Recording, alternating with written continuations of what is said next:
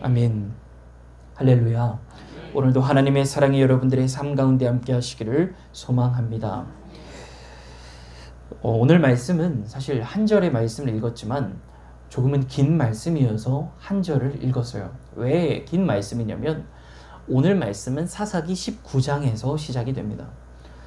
사사기 19장에서 어떤 이야기가 시작되는데 이것을 여러분들이 한번 집에 가서 읽어보시면, 제가 오늘 이것에 대해서 말씀을 드리겠지만 읽어보시면 저는 이렇게 되더라고요. 눈을 한번 비벼보게 됐어요.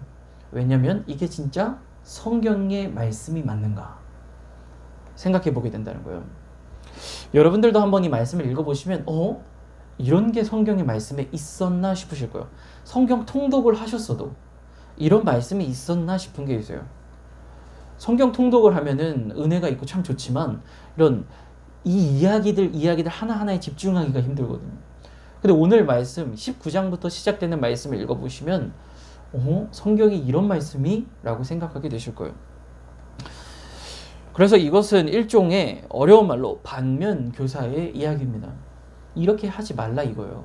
결론적으로 이렇게 되면 안 된다는 이야기입니다. 실제로 사사기에는 오늘 말씀 이외에도 야엘이라는 한 여인이 나와요. 물론 여러 가지 상황상 이제 이 여인을 우리가 정죄할 수는 없지만 그 여인이 정말 참혹한 방법으로 살인을 저지릅니다. 이것이 은혜라고 하고 이것을 용기라고 표현하는 사람들도 있지만 저는 그렇게 보질 않아요. 성경 말씀을 한번 사사기 말씀을 읽어보시면 드보라 선지자가 나오는 구절이 있어요. 사사기에. 근데 그 선지자가 있을 당시에, 그 사사가 있을 당시에 야엘이라는 사람이 등장합니다. 근데 그 사람이 몰래 이제 가서 사람을 죽이는 일이 벌어져요. 그 모든 전후 사정을 이제 말씀을 드리면 길기 때문에 말씀을 보시면 아시겠지만, 근데 저는 그 과정이 굉장히 하나님의 방법같이 느껴지지가 않았어요. 근데 그 어디 성경에서도 하나님이 그렇게 하라는 말은 없었어요. 사사기 특징이 그렇다 이 말이에요. 우리가 성경을 보면 하나님이 이렇게 해라 라고 했을 때에 그 명령을 듣는 백성들의 모습을 봐요. 아니면 하나님이 이렇게 해라 했을 때 그것을 그렇게 살지 못한 백성들이 어떤 벌을 받게 되거나 이런 모습을 봐요. 근데 사사기는 특이해요. 뭐냐면 하나님이 뭐라 하는 말씀이 없어요. 근데 죄를 짓고 있다 라는 거예요. 그래서 처음에 읽을 때는 이 사람들이 죄를 짓고 있는 건가 싶어요. 그런데 결과를 보면 참혹하다는 거예요. 비참하고 너무나 우리 눈으로 보기에도 이거 참담한 심정으로 볼 수밖에 없어요. 오늘 말씀은 한 구절이지만 오늘 배경은 사사기 19장으로 거슬러 올라갑니다. 거기에는 한 레위 사람이 등장해요. 다른 말은 있지 않아요. 한 레위 사람이 등장해요. 이 사람은 결혼을 한 사람이었어요. 결혼을 했어요. 베냐민 지파의 사람과 결혼을 했어요. 자, 근데 베냐민 지파 사람이 아니라 어떤 한 여인과 그냥 결혼을 했습니다. 그 여인과 결혼을 했는데 그 여인이 뭘 했냐면 성경에 행음했다. 한마디로 음행했다 이 말이에요. 문란하게 이제 어떠한 잘못된 일을 했다라는 거죠. 이제 그것 때문에 이 여인이 쫓겨나게 된 건지 이제 그렇게 되어서 친정으로 돌아가게 돼요. 자, 그런 상황 속에서 4달의 시간이 지나가게 됩니다. 4달이 지나요. 4달이. 그러면 4달이 지나고 나서 이제 레위 사람이 그 여인을 용서했는지 다시 친정으로 가게 돼요. 그러니까 거기에 가니까 어때요? 장인어른이 굉장히 기뻐합니다. 우리 딸을 드디어 용서해 주었구나. 그래서 너무나 기뻐서 잔치를 벌여요. 자, 근데 잔치를 벌이는 가운데서 하루, 이틀, 3일 계속 이따가 가라고 하는 거예요. 조금만 더 이따 가라. 너무 즐겁다 지금. 조금만 이따 가라. 자, 근데 5일째가 되는 날 또 이따 가라고 하니까 이 사람이 안 되겠다 싶어가지고 이제는 좀 우리가 돌아가야 됩니다. 다시 예루살렘으로 돌아가야 됩니다. 이렇게 얘기를 하는 거예요. 그래서 이제 그 사람이, 레위 사람이 이제 자신의 아내와 함께 자신의 종들을 데리고 다시 돌아가요. 자, 근데 돌아가는 길에 기브아라는 동네에 도착하게 됩니다. 기브아는 예루살렘 근처에 있는 한 동네예요. 근데 그 기브아는 누가 살고 있냐면 거기엔 베냐민 지파가 살고 있었어요. 베냐민 지파 땅이었어요. 자, 근데 거기에서 이제 잠깐 이제 하루를 보내야 되는 거예요. 너무 날이 저물어서. 그런 그 이스라엘 땅을 혹시 가보신 적이 있으신지 모르겠지만 저도 못 가봤는데 그 지형이 특징이에요. 해가 지면 굉장히 빨리 지고 거기에서는 우리나라처럼 이렇게 밤에, 물론 당연히 지금 이게 몇 년 전입니까? 몇 천 년 전이에요. 전기 이런 거 당연히 없죠. 불 같은 거 당연히 없어요. 그러니까 어두워요. 밤에는 위험합니다. 집 안에 있어야 돼요. 무조건. 그렇기 때문에 밖에서 자다가는 큰 해를 당할 수도 있다는 거예요. 그런데 여기에 한 가지 법이 더 있습니다. 무엇이냐면 레위 사람은 모든 이스라엘 지파가 존경해주는 지파예요. 원래는 세워질 때. 왜 그렇습니까? 레위 지파는 하나님의 일을 많은 지파들, 다른 지파들을 대신하여 하는 지파이기 때문에 그래요. 그래서 원래는 모든 지파의 장자를 다 데려와야 돼요. 교회로. 그래서 교회에서 봉사하고 섬기며 헌신하게 해야 돼요. 그런데 그걸 안 하는 대신에 레위 지파가 그 모든 장자들의 일을 대신한다는 거예요. 사실 어떻게 보면 믿음의 장자는 유다지만 이런 예배에 있어서의 장자는 레위예요. 이 레위 지파란 말이에요. 그래서 레위 지파가 그 동네에 오면 섬겨줘야 돼요. 이런 전통이 그래서 어디까지 가는 거냐면 나중에 예수님이 제자들을 파송하실 때에 유숙할 곳을 머물러라 이렇게 얘기를 해요. 그럼 그때 대접을 받는다 이 말이에요. 사람들한테. 동네 사람들에게 대접을 받게 돼 있어요. 하나님의 사람들은 그렇게 대접을 받게 돼 있다 이 말이에요. 믿음의 사람들 안에서. 근데 그렇게 대접을 받아야 되는데 그 누구도 기브아 사람들 중에 이 레위 사람을 대접하는 사람이 없는 거예요. 아무도 없어요. 한 명도 없는 거예요. 동네가 스산해요. 조용해요. 분위기가 이상하다는 거예요. 기브아 사람들이. 그러다가 한 노인이 등장하게 됩니다. 그래서 그 노인은 발견하고, 레위 지파 사람이십니까? 그렇습니까? 우리 집으로 오십시오. 우리 집으로 오십시오. 다른 거 다 걱정하지 마시고 그냥 우리 집에서 평안히 머무시고 돌아가십시오. 이렇게 얘기를 해요. 그래서 다 들어가서 기쁘게 이제 저녁을 먹습니다. 저녁을 먹고 이제 잘 준비를 하는데 여기서부터 어디서 많이 들어본 이야기가 반복이 돼요. 사사기 20장의 말씀이에요. 어디서 많이 본 이야기들이 등장하는데 대접을 받는 와중에 누가 쿵쿵쿵 하는 거예요. 쿵쿵쿵 하고 문을 두드려요. 그래서 보니까 동네의 사람들이, 불량배들이 그 집을 포위하고 있는 거예요. 그러면서 하는 말이 여기 안에 레위 지파 사람인지 누군지 하여튼 그 남자가 들어가는 걸 봤다. 우리가 그 사람과 관계하고자 하니 그 사람을 우리에게 줘라. 이거 어디서 많이 본 얘기 아닙니까? 성경에서. 어떤 얘기예요? 창세기 19장에 소돔성에 롯의 집에 천사들이 들어갔을 때 그 소돔성의 백성들이 그 천사들을 내놔라. 우리가 관계하겠다 그 사람들과. 그 소돔성에 그때 그래서 어떤 우리가 문제가 있었다고 추측이 가능해요? 동성애 문제가 있었다는 걸 우리가 알 수 있어요. 근데 지금 이 기브아 땅에 동성애 문제가 있었다는 거예요. 베냐민 지파의 땅에. 이게 사사기의 시대예요, 여러분들. 이 말씀이요. 너무 우리가 성경에서 멀다고 모세가 있는 아론이잖아요. 모세가 있을 때 아론의 손자가 있고 그때 별로 이게 지금 시대가 그렇게 많이 흘렀을 때가 아니에요. 하나님의 법이 떨어지고 나서 그리고 많은 사사들이 있었다고 하지만 그렇게 멀지 않은 시대예요. 이 사사 시대는 이스라엘 백성들이 갓 말씀을 받고 얼마 안 됐을 텐데 벌써 이스라엘 지금 백성 가운데 뭐가 있었다고? 동성애 문제가 있었다고요. 그 레위 사람을 끄집어내라 이 말이에요. 우리가 그 사람과 관계하겠다. 자, 그랬더니 똑같이 얘기를 해요. 롯이랑 똑같이 얘기해요. 롯이 그때 뭐라고 얘기했습니까? 자기 딸들을 줄 테니까 그렇게 자기 딸들과 관계하고 이 사람들을 건들지 말아라. 그랬더니 이제 그때는 하나님이 역사하신 거기 때문에 다 그 사람들이 눈을 멀게 하고 여기 심판할 거니까 도망쳐라. 이렇게 얘기를 하죠. 자, 근데 지금 이 상황에는 하나님의 역사가 한 군절에도 없어요. 하나님이 이렇게 해라 저라가 없어요. 어떻게 하냐면 여기서 이제 레위 사람의 아내와 4달 동안 기껏 떨어졌다가 만나서 데려온 아내 있잖아요. 그 아내와 이 노인의 딸을 그 사람들에게 줘요. 그래서 성경에서도 그런데 밤새도록 정말 입에도 담지 못할 일을 당했다고 합니다. 그래서 다음 날에 되어서 레위 사람의 아내가 그 노인의 집 앞에 문 앞에 있는 거예요. 쓰러져 있었어요. 그랬더니 여기서 저는 이걸 보고 이 레위 사람이 조금 사실 요즘 말로 이게 사이코패스가 아닌가 싶었어요. 문을 열으니까 그 자기 아내가 있잖아요. 자기 아내가 있는데 뭐라고 하냐면 툭 보더니 일어납시다. 이제 갑시다. 이렇네요. 성경에 그렇게 써 있어요. 이제 갑시다. 이렇게.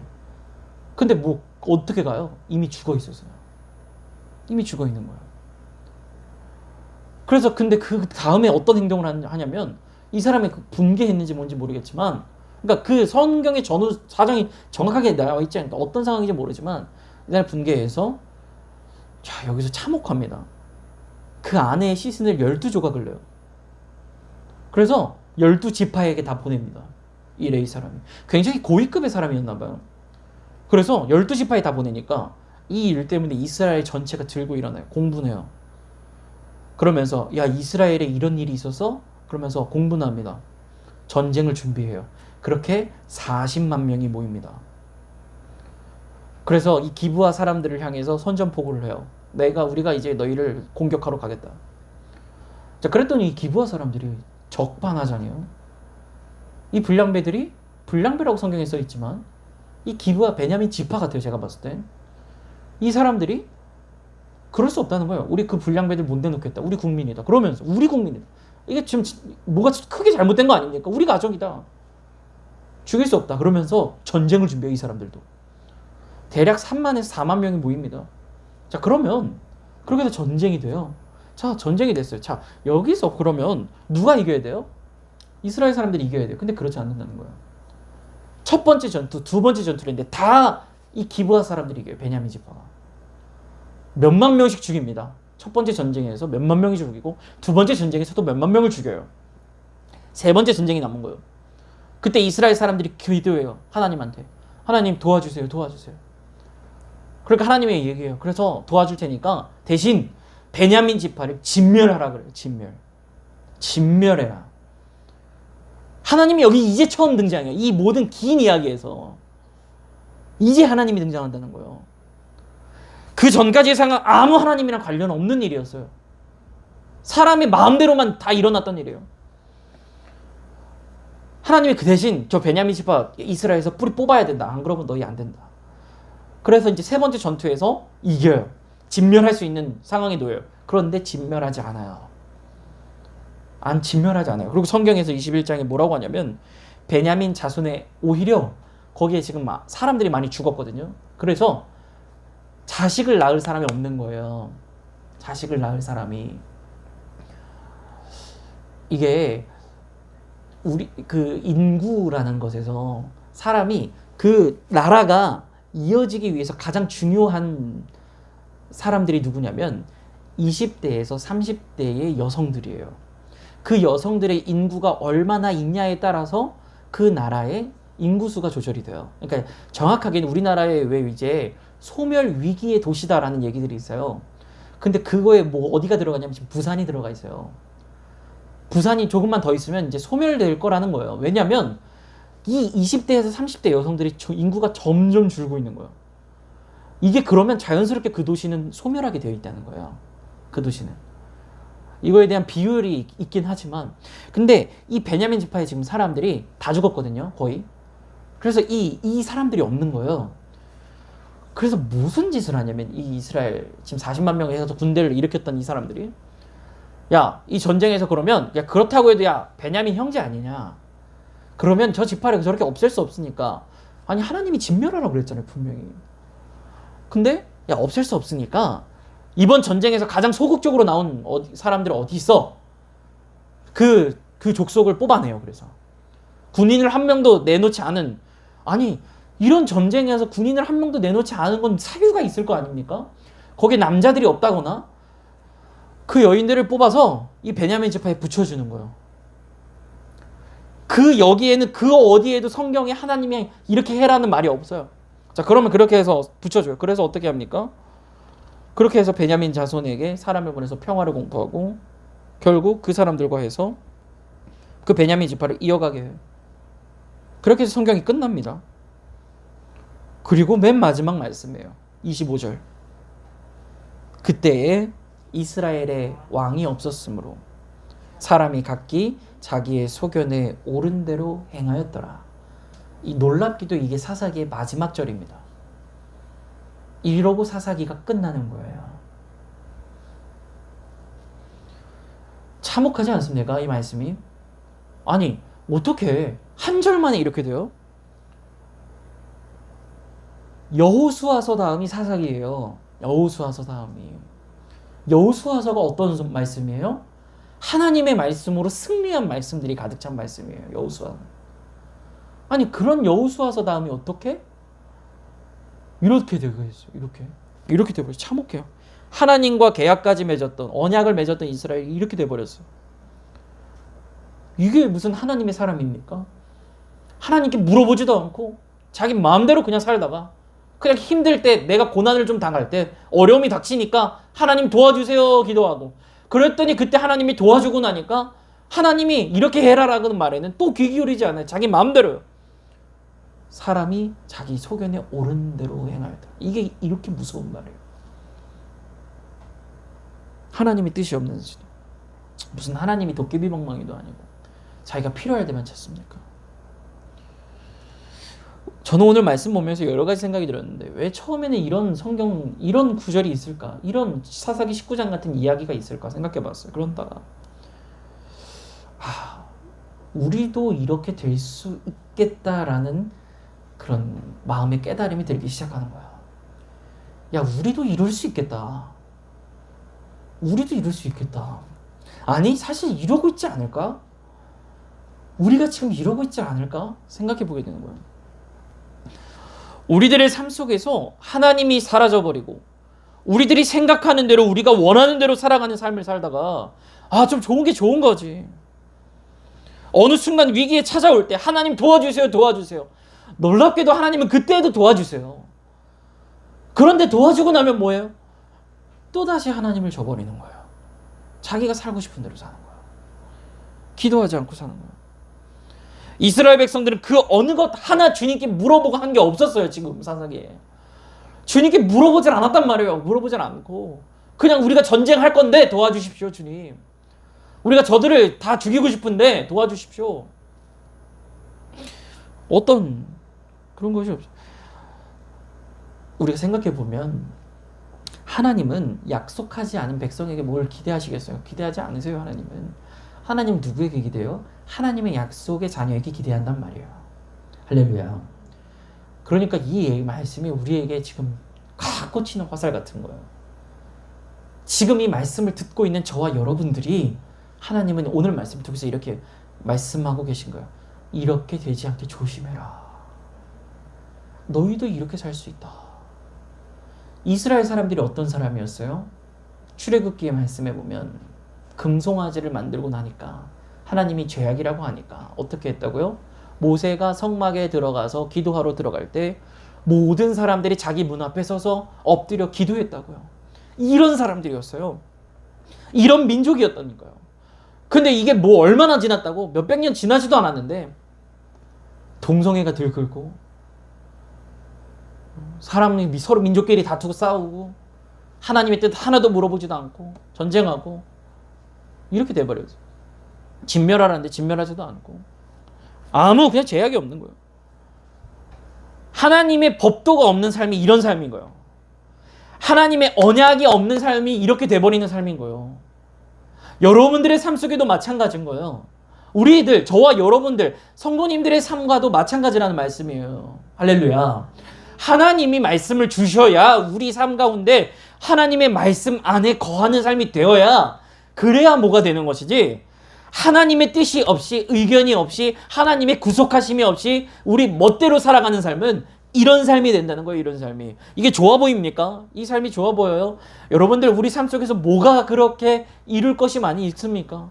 하나님 없이 내가 이것도 해봐야지, 하나님 없이 내가 저것도 해봐야지, 뭐가 그렇게 대단하겠어요 우리가? 아무것도 그럴 것이 없다 이 말이에요. 하나님 없이 삶에 의미가 없다 이 말입니다. 하나님이 없는 삶은 의미가 없는 삶이에요. 의미가 없어져요. 의미가 삶에. 이렇게 열심히 살아서 뭐 하겠어요? 하나님이 없는데. 사람이 그럼 한 줌의 죄가 되어 마찬가지로 끝나버리는 거잖아요. 이런 말을 해서 죄송하지만 정말 핸드폰 만드는 사람 중에 애플이라는 회사가 있어요. 거기가 시가총액이 어느 정도가 되냐면 우리나라의 모든 시가총액을 합친 만큼이 거기에요. 이게 감이 오시죠? 우리나라의 시가총액이라고 하면은 삼성, 현대 이런 게 다 들어가는 거예요. 여기에 있는 회사의 모든 돈이 그걸 합친 게 애플이라는 한 회사의 돈이라고요. 어마어마합니다. 어마어마해요. 그렇죠? 근데 거기를 창업하고 거기를 세운 사람이 누구예요? 스티브 잡스라는 사람이 있어요. 근데 그 사람 젊은 나이에 어떻게 운명을 달리하게 됐어요. 참 안타까운 일이죠. 근데 그것이 만약에 그 사람이 살았는데 그 사람이 어떤 삶을 살았는지 저는 몰라요. 정확하게 모릅니다. 근데 그렇게 아무리 성공적인 삶을 살아도 뭐예요? 사람은 죽게 돼 있다는 거예요. 어떤 의미로 다가옵니까? 그 사람 자체에게 보세요. 뭐 그 사람이 뭐 많은 사람들에게 핸드폰을 쓰게 했고 뭐 이런 그 사람의 영혼을 봤을 때 어떤 의미가 있냐 이 말이에요. 후회 없이 살아갈 수 있겠어요? 뭐라고 할 수 있겠어요? 근데 지금 그 사람이 하나님 앞에 섰을 때 어떻냐는 거예요. 하나님 없는 삶이 어떤 의미가 있을까? 우리 생각해 봐야 된다는 거예요. 우리의 삶이 자유롭게 선택된다? 우리가 하고 싶은 대로 산다? 우리 소견에 옳은 대로 다 말하고 다니고 우리 소견에 옳은 대로 행동하고 다닌다? 좋아 보이잖아요. 자유로워 보이죠? 이 자유가 독이 되어서 그러는 거예요. 이 자유가 독이에요, 나한테. 왜 그러냐면 우리가 모든 행동의 제약이 풀리면 한마디로 이게 뭐예요? 하나님의 법이 없으면 하나님이 우리에게 주시는 구속이 없으면 그러면 우리는 어떻게 되냐면 자유롭게 좋은 일 하고 다닐 것 같죠? 그렇지 않고 자유롭게 죄를 짓고 다녀요. 죄가 자유롭게 들어와요. 이게 참 말이 그러신 겁니다. 그렇게 우리의 삶 속에는 뭐가 있어야 되냐면 하나님의 선한 구속이 있어야 돼요. 할렐루야.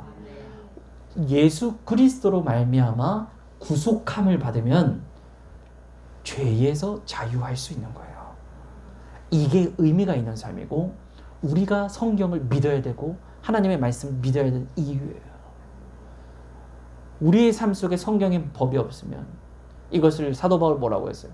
생명의 법, 성령의 생명의 법이 우리 가운데 있어야 된다는 거예요. 할렐루야. 한마디로 지켜야 될 선이 있다는 겁니다. 선이 있다. 그래서 제가 선 안에서 사는 신앙이라고 오늘 말씀을 붙였어요. 이 하나님 안에서 살아야 되는 거예요. 이 하나님 안에서. 한 목사님께서 저에게 목회에 대한 이제 조언을 해주신 적이 있어요. 개척했을 때 조심해야 될 것 말씀해 주셨는데 무엇이냐면 목회자는 스스로를 올감해야 된대요. 스스로를. 특히 개척교회 목사님들. 저한테 스스로의 자유로운 시간을 줄이라고 그러시더라고요. 스스로 자유로운 시간을 줄이라는 거예요. 그래서 정해진 루틴을 만들고 정해진 시간을 만들어서 딱 이 시간엔 이거 하고 이 시간엔 이거 하고 이렇게 그렇게 해서 자유롭게 내가 뭘 하려고 하는 생각을 버리라는 거예요. 그것이 목회에 성공하고 그것이 제 영혼의 성공의 지름길이라는 거예요. 그 영혼의 성공의 방법이라고. 자, 겉으로 봤을 때는 야 개척 목회 하면은 자유롭게 하면 좋잖아. 그런 분들도 있어요. 야, 자유롭지 시간적인 여유도 있지. 쉴 때 쉬고 내가 쉬고 싶으면 쉬지. 근데 그렇게 하면 지금 와서 느끼는 건데 그러면 내 자신도 망가지고 교회도 망가지겠구나 생각이 들더라고요. 한 인터넷 이제 글에서 요즘 사람들이 개인 카페를 잘 안 간대요. 개인 카페라는 말이 뭐냐면 개인이 운영하는 카페예요. 한 개인. 왜 안 가냐? 물론 많이 가기도 하는 사람들이 있어요. 근데 잘 안 가게 되는 개인 카페가 있대요. 그게 왜 어떤 조건을 가지고 있는 카페냐면 너무나 쉽게 문을 닫는 카페라는 거예요. 개인 카페가. 사정이 생겼을 때 너무나 쉽게 문을 닫는 거예요. 물론 개인 카페이기 때문에 일할 수 있는 상황이 안 될 수도 있어요. 사장님이. 그냥 사장님이 일할 수가 없을 수 있어요. 그래서 갑자기 뭐 아프시거나 그럴 수 있죠. 근데 그런 사정이 있기도 한 것이 현실이지만 그러나 개인의 일정과 휴식을 위해서 마음대로 그냥 문을 열고 닫는 그런 카페가 있다는 거예요. 그런 카페는 안 가게 된다는 거예요. 사람들이. 자기 마음대로 그냥 카페 문을 닫고 열고. 자, 이게 뭐예요? 이 이치를 보는데 이스라엘 오늘 말씀에 이스라엘 백성들과 저와 여러분들의 삶을 이 이치 한번 대입해서 보면 우리가 신앙생활 할 때 제약이 없는 것만큼, 그리고 편하다고 느끼는 것만큼 무서운 게 없는 거예요. 내가 운영하는 카페니까 내가 마음대로 열고 싶을 때 열지 뭐. 아, 내가 이날은 쉬고 싶다. 아, 사람들한테 뭐 거기다가 딱 하나 붙이면서 오늘 쉽니다. 오늘은 쉽니다. 그렇게 해버리면 사람들은 약속이잖아요. 거기 왔는데 없어. 그게 약속이 없는 거예요. 약속이 없는 거예요. 이거 보고 얼마나 제가 마음속에 회개했는지 모르겠어요. 우리가 신앙생활을 할 때 제약이 없어. 편하다. 너무 편해. 아, 물론 신앙생활은 행복해야 될 줄로 믿습니다. 신앙생활하면 행복해야 돼. 할렐루야. 그런데 역설적이게도 우리는 행복하면서도 불편해야 돼요. 신앙생활 할 때. 뭐가 불편해야 되냐면 우리 영은 행복하지만 우리 육체가 좀 불편해야 된단 말이에요. 그 왜 그러냐면 육은 본질상의 진노의 자녀이기 때문에 그래요. 할렐루야. 그래서 자꾸만 편한 쪽으로 우리의 죄악길로 인도하는 거예요. 예수님이 제자들과 같이 기도하러 갔을 때 어땠습니까? 그 3명의 제자가 뭐예요? 자요. 기도해야 되는데. 1시간을 못 버티고 잔단 말이에요. 그 시간에. 예수님이 와서 깨우면서 야, 이거 1시간을 못 버티냐? 기도해라. 기도해라. 그러고 가서 예수님도 기도하고 오셨어요. 또 자고 있는 거예요. 그러고 나서 한 번만 더 기도하자라고 얘기하고 들어가서 기도하시고 다시 오셨는데 또 자고 있어서 애들아 그냥 가자 하고 가셨어요. 뭐예요? 기도해야 되는데 육체가 너무 피곤한 거예요. 기도해야 되는데 이게 제약이 그렇다는 거예요. 믿음의 제약이라는 게 이렇다는 거예요. 믿음의 선 안에 산다는 게 이런 거예요. 우리가 뭐 율법적으로 야 교회 안에서는 이런 법을 지켜야 돼 저런 법을 이런 법이 아니라 이런 법은 사도 바울도 얘기해 그런 법이 아니라 우리가 주님 안에서 거하면서 지켜야 될 것들이 영적으로 있다 이 말이에요. 할렐루야.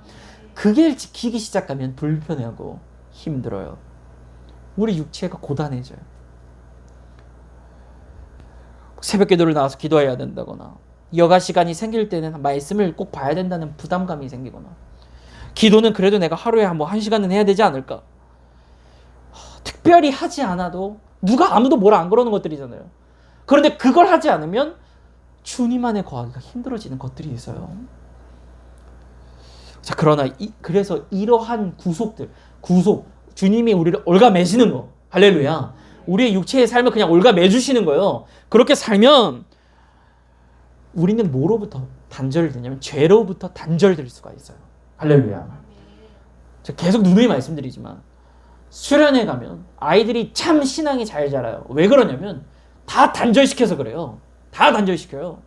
핸드폰도 못 보죠. TV도 못 보죠. 자기 친구들이랑 뭐 놀고 뭐 이렇게 하는 것도 못 하죠. 아무것도 못 해요. 그럼 그런 거 다 못하게 한 다음에 뭐 합니까? 애들 데리고 말씀 가고 기도하는 거예요. 다 단절됐잖아요. 얼마나 신앙생활을 애들이 거기서 잘하는지. 정말 잘한단 말이에요.